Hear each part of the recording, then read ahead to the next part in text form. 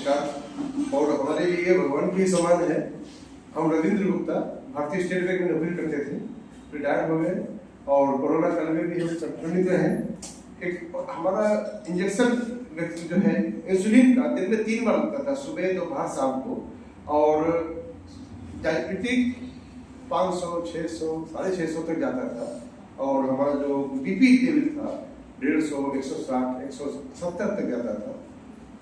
After retirement हम travel industry में काम शुरू किए, एक्सपोवा डिस्टिलेशन प्राइवेट लिमिटेड।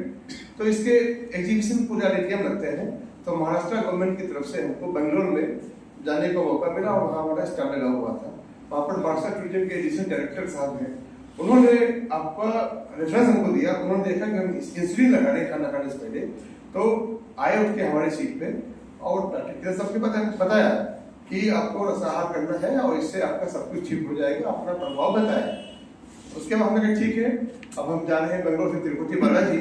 उसके बाद फिर हम उनसे संपर्क करते हैं। उसी समय हमने ट्रेन में संपर्क किया, परिचय हुआ, अच्छा से बात किया और इनको हमने अपना एड्रेस दिया, पेमेंट किया और बताई हुई सामग्री सब आ गई हमारे पास। जब हम घर पहुंचे तो डॉक्टर साहब किरण के सबके निर्देशानुसार 2 हफ्ते का हमने तपस्या किया। उस तपस्या में जैसे हमारी आदत थी सुबह गर्म पानी पीना, चाय पीना, नाश्ता करना, ऐसे तमाम चीजें थी। तो शुरुआत में बिल्कुल बदल गया। स्टार्टिंग में 9 बजे तक कुछ भी खाते पीते नहीं थे। उसके बाद फिर रसाहार के रूप में 1 गिलास जूस लेते थे। 11-12 बजे कुछ फ्रूट्स वगैरह खा लेते थे। और उसके बाद फिर 1-1.5 बजे अपने ऑफिस में हम जो जैसा बताया था उसी प्रकार से कच्ची सामग्री पोहे या सलाद या कुछ भी शाम को ऐसे। तो पहला दूसरा दिन तो इतना तकलीफ में बीता, इतना तकलीफ बीता। डॉक्टर साहब को हमने फोन किया, डॉक्टर साहब तो चक्कर आ रहा है। तो डॉक्टर साहब ने कोई बात नहीं कर, चलो थोड़ा बहुत सीख देना पड़ेगा, खा लो आपके, ठीक है चल खा लेते हैं। और धीरे धीरे यकीन मानिए कि 5वें दिन हमारा जो शुगर लेवल था सीधे 200 पे आ गया। तालियां बजाओ, उसके बाद फिर 7वें दिन हमको चक्कर आने लगा। तो डॉक्टर साहब से संपर्क किया, हमें क्या करें डॉक्टर साहब, चक्कर आ रहा है, कहीं इंसुलिन बंद कर दो। फिर हमने इंसुलिन बंद कर दिया। 1 हफ्ते में इंसुलिन हमने तीनों बंद कर दिए। उसके बाद हमारा बीपी लेवल जो था 80 और 120 आइडियल और शुगर लेवल बड़ा हमको आश्चर्य हुआ कि ऐसे कितना गिर जाएगा। तो 100 मतलब जो है 120 के नीचे शुगर लेवल भी आ गया और 140 का ऊपर वाला शुगर लेवल आ गया। ये 2 हफ्ते की तपस्या के अंदर हुआ।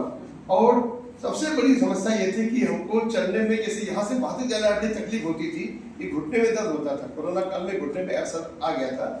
तो उसका इतना प्रभाव पड़ा कि हमारा वजन भी 10-15 किलो कम हो गया और घुटने में जो दर्द था गायब हो गया।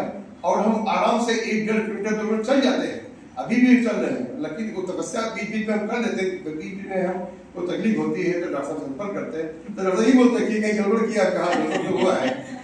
तो गड़बड़ होता ही रहता है, मानव स्वभाव है। हम लोग का चीटिंग होता है, कभी कुछ खा लेते हैं, कभी कुछ खा लेते हैं।